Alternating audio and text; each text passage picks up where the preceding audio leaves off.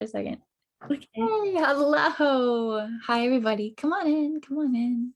While we wait for the Facebook delay. Hello. Welcome. Oh my goodness. How are you doing today? Audience, are you here? Are you seeing us? Can you hear me okay? Yeah.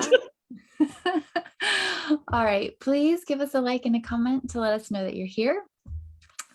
We are here today celebrating the empath effect, powerful stories of love, courage, and transformation. Yeah. My name is Alicia McBride. This is Michelle Burd. We are here going to talk about what you can learn from a relationship with a narcissist. I'm very excited to talk to Michelle. She wrote an article called Narcissist Meet Empath.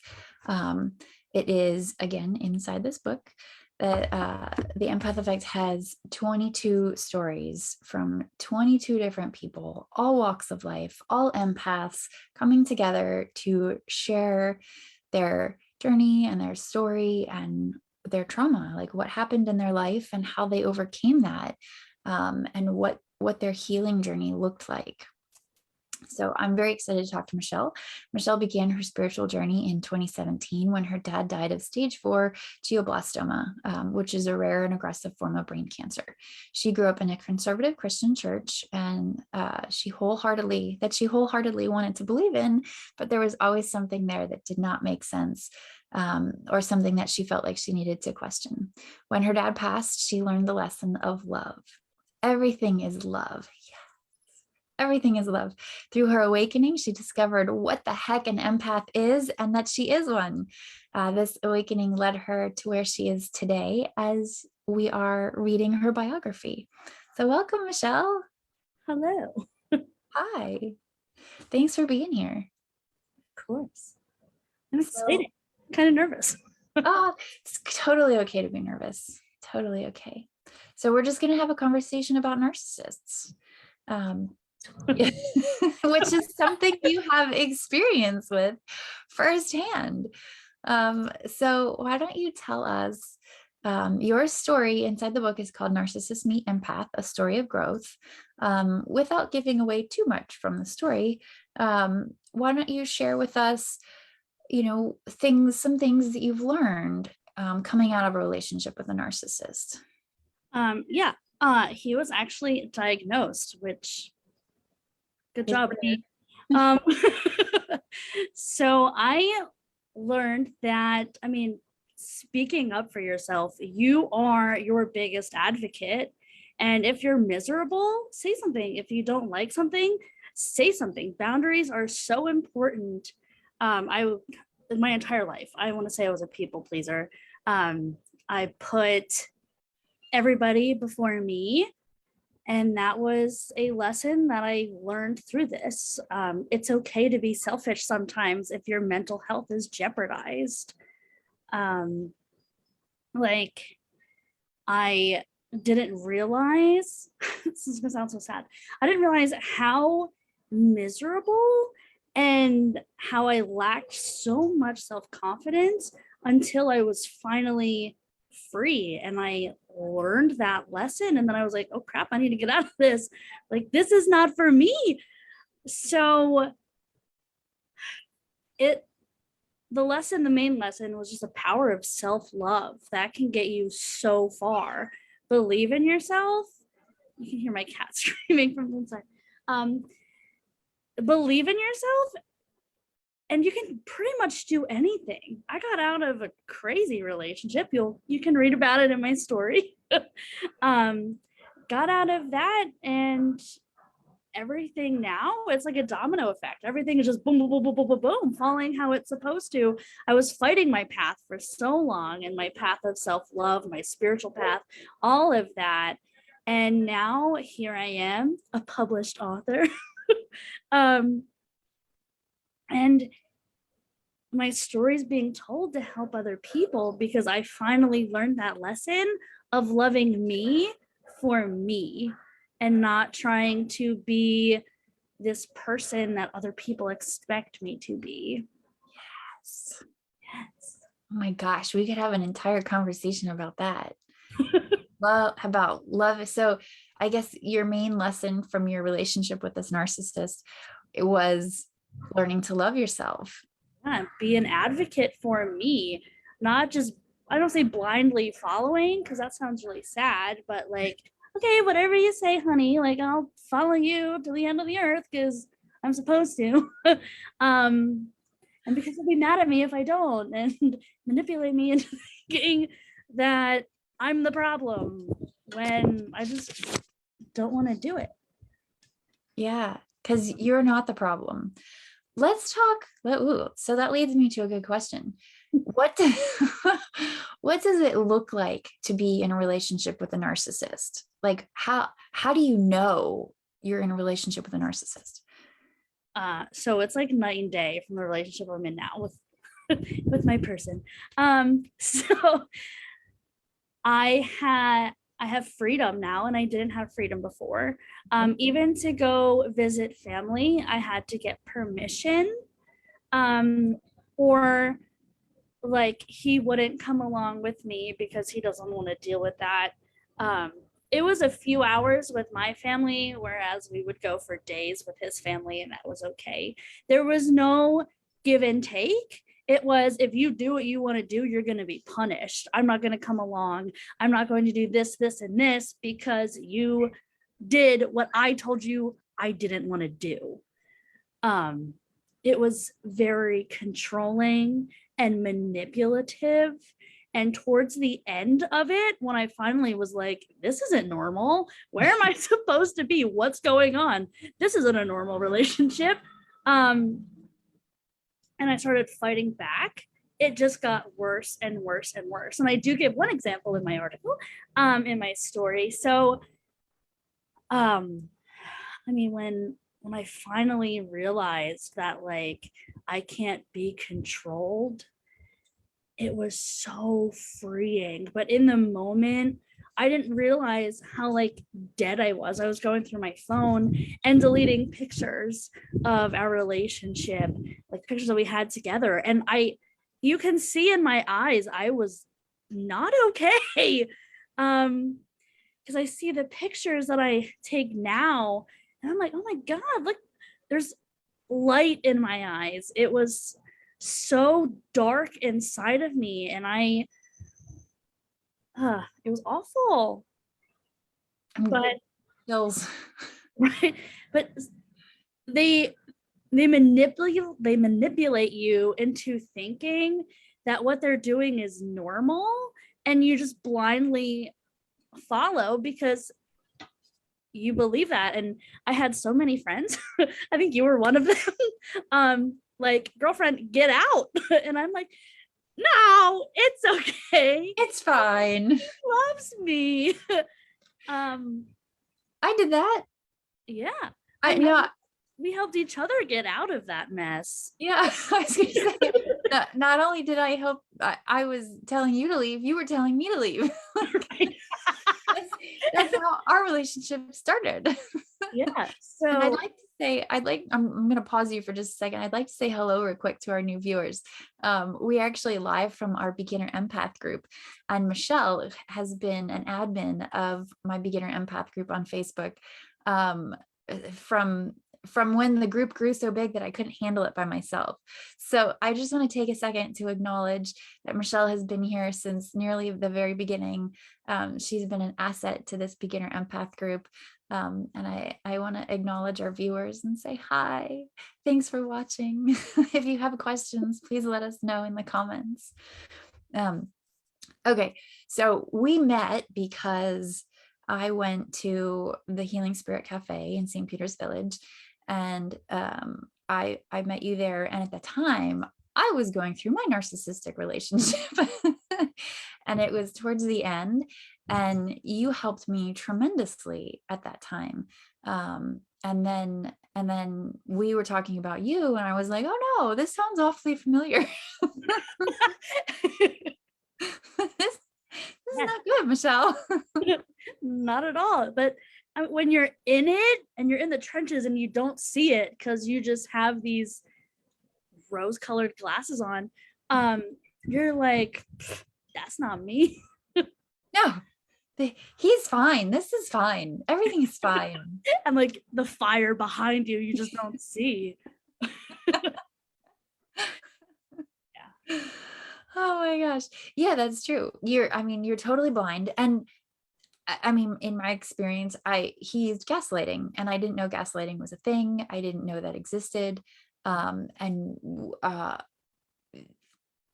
I mean, he made me believe that I was crazy. He made me believe that that it didn't happen the way that I thought it happened. And like things weren't as bad as I thought they were. And he did that on purpose. That wasn't like I didn't like heal and come to realize, oh no, that was okay. No, no, no. I healed and came to realize that that was a nightmare. And that like all of that was completely incorrect, that I did feel that way. And it was that bad.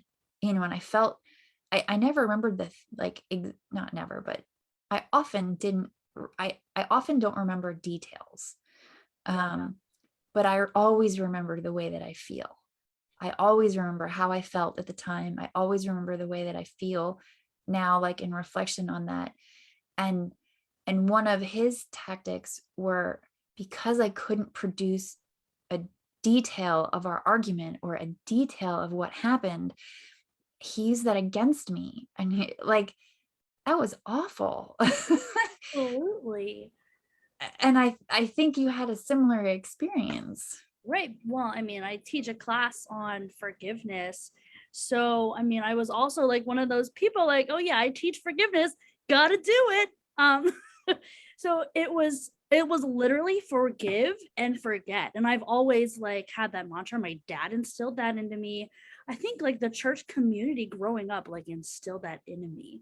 Forgive and forget. So I literally would forget. But like you said, I would remember the emotions because we're empaths. So like if I'm sitting here, like I can't recall every detail, but I can tell you that I felt like garbage. Like looking back on it, and I'm like, oh wow, like he did make me feel really small. Like this isn't a normal feeling. Like now that I have a healthy relationship, I don't feel that way. That's not normal. Like I can remember those feelings, and like the lowest of lows when you don't realize that like those are a really bad feeling and you're feeling really low. um yeah, I mean, one example I can give that isn't in the story is one New Year's Day, my mom had a migraine. So I went over to help take care of her and my nephew and my sister. And I started crying because I wanted the day to myself. But because I am who I am, I needed to go save my mama. So I went because that's my mom and my nephew, and I will do anything for them. So, but I was crying because once again, like I wanted to do something for me, and I was at that spot where I didn't know at the time that like I can say, figure it out yourself. So I started crying, and he was like, "What are you effing crying for? Are you effing 2 years old?" Like I remember that, and then I locked myself in the bathroom and cried. And then I cried the entire way to my mom. So I'm driving these back roads because I do live in St. Peter's Village. I'm driving these back roads, bawling hysterically. Probably could have died because I could barely see the road. And then I got to my mom's, pulled myself together, walked in like nothing happened, because you get really good at that when you're with a narcissist. Cover up everything. Right. Like, okay, like just like that, just turn it off. And then I got home, and you know how the rest goes. Blah, blah, blah, blah, blah. Like, stop that. But you just like, you confine yourself almost. You're just like, okay, well, if I stay in this bubble, he won't scream at me because I did something wrong or whatever. Like, that was my family. My mom had a migraine. My nephew was 7 at the time. He could not take care of himself. Like, but I got home and I just sat on the couch, like, okay, well, I don't want to make a wrong move because one wrong move could get me yelled at for something stupid. Or, oh no, he's playing video games. If he loses, he's going to take it out and like start throwing things near my general area. Let me just stay here so I don't get in trouble. I'm not allowed to go to the next room because he needs to have eyes on me. Like things like that. Awful. Like I remember those feelings, but I cannot give you exact details and why, just as you said, but the feelings, because we're empathic, we remember all of the feelings that we've ever felt from ourselves and others. Yeah. Unfortunately. So, yes, feelings, but the details, only like the big moments I remember, but specifics, no. I started writing everything down. That was one of the tactics that was one of my coping mechanisms. After we would have an argument, I would write everything down because then I could plead my case. And part of my problem was that no one around me believed me that it was that bad because they saw something wonderful. They saw a totally different side. Mhm. And when I said things were bad, they were like, oh, it's fine. Like relationships are hard. Marriage is hard. Everything takes work. That was the advice that I got was, relationships are hard. It takes work. And I'm like, I just don't think it should be this hard. Exactly. And now I've gone like the complete opposite direction. Like I think a relationship should be easy. Like if you're in your groove and the person that you're with is in their groove and you're flowing together, Right. like relationships should be easy, most of the time. Obviously things happen. But like most of the time, you both should be flowing and grooving together, not like constantly butting heads and constantly fighting and being screamed at sucks. It, and like you should never be made to feel small. Absolutely not. Ever. I didn't know what it was like to be heard until I got to the relationship I'm in now. Like, oh my gosh, you will drop everything just to like make me a grilled cheese sandwich? Like, what are you talking about? I just said I wanted a grilled cheese, and here you are making me a grilled cheese. Like, stuff like that. Like, things that should be in a normal relationship, that give and take, that balance. Like, oh, I'll do this for you because it brings you joy. Yes. That was a foreign concept until, recently. Yeah. Like to do something, like I do that all the time. I do things because I want to. That's why you and I are here. That's why this book exists. I do things because I want to, because it brings me joy, because helping other people brings me happiness. That's why I do things. But not everybody works that way. And that was a learning experience for me too. My experience was, I will do this for you, but I expect this in return. It was always this for that. It was never oh, I'll just do this. No, there was always an expectation of getting something back, and like with like a time limit and a stipulation and and like that, I will do this, but. And in an argument, well, I did this for you. What do you ever do for me? And then you list off what you did for them, because then you can recall details, because you're like, what the crap? Then you can recall these details and like, I did this. Oh, like they write them off. And then you're left to be like, what? Buying me groceries, even though I didn't ask you to. Like, you got me this even though I didn't ask you to. It doesn't equate to this that I do for you. Like, it was terrible. It was backpedaling and manipulation. Right. And gaslighting. And I didn't know what any of those were.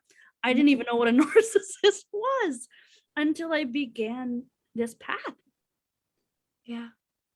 And then I started seeing them all, like the ones within my family. And I was like, oh God.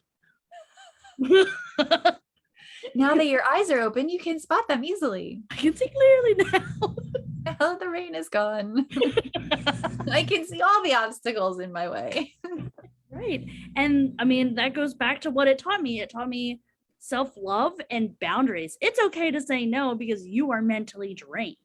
Yeah. So take a day. Or a week. Open up a golden monkey, paint your nails on the bathroom floor. There you go. That's my self-care. I'm a big fan of self-care and setting boundaries and all the stuff I talk about over here. And I feel too much. Those are this, it's the way. It's Right. it's the way to find the love for yourself that you already have inside of you. Pull it out and accept yourself for who you are. It's my goal. Time for yourself is so important. So we're going to wrap up here in a minute. Is there one thing that you would like to leave our audience with? Is there something that you would like to share with the audience? Yeah, actually, my mantra, I stole it from you. I was in the room when we had this, when we did my Forgiveness Friday and intention setting, and you had the revelation that you are the water flowing around the rocks. Oh, yeah. I got that from my friend Christina, by the way. Oh, well, thanks, Christina. I remember we set our intentions. I was going to leave my person. You were buying your house, doing your thing. It's all came to fruition. Intentions are important. So we were doing that. And I remember we came out of the meditation and I asked if anybody had anything to share. And you shared that. And I was like, okay, crazy lady, like, whatever. Like, I'm glad you had that. I got nothing. So, but now I see it. Like, now that I finally, and that was like, what, 3 years ago? It was a long time ago. But now that's in my head all the time. And I say it as I'm driving. I'm one with the water flowing around the rock. Yeah, I am the water flowing around the rocks. Yes, I have this obstacle course in front of me, but I'm going around it. I'm just smooth sailing. That's right. That's right. Maybe that's being in a relationship with an Aquarius, but like, I'm flowing. That's right. And that's how you live life. Just go with the flow. Whatever hits you, it's there to teach you a lesson and you move around it. You learn the lesson and you go. That's how I interpret the water around the rocks. I love it. Just go. That's what life is. Thank you, Christina Benz from Warrior Rising Fitness for your I'm one with the water flowing around the rock, because Shout out. I use that all the time as well. That's fantastic. So now here we are being affected. This is our empath effect, right? This is our empath effect. Christina is also an empath, and that's her empath effect. And here we are creating a ripple. Right. So if you guys that are watching, please tell me your empath effect, #empath effect. I would love to hear your story.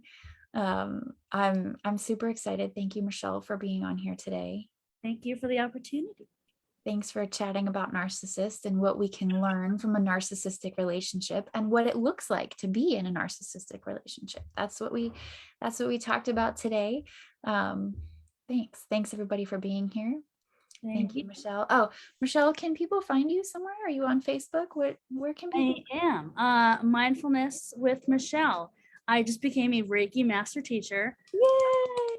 2 weeks ago. Congratulations.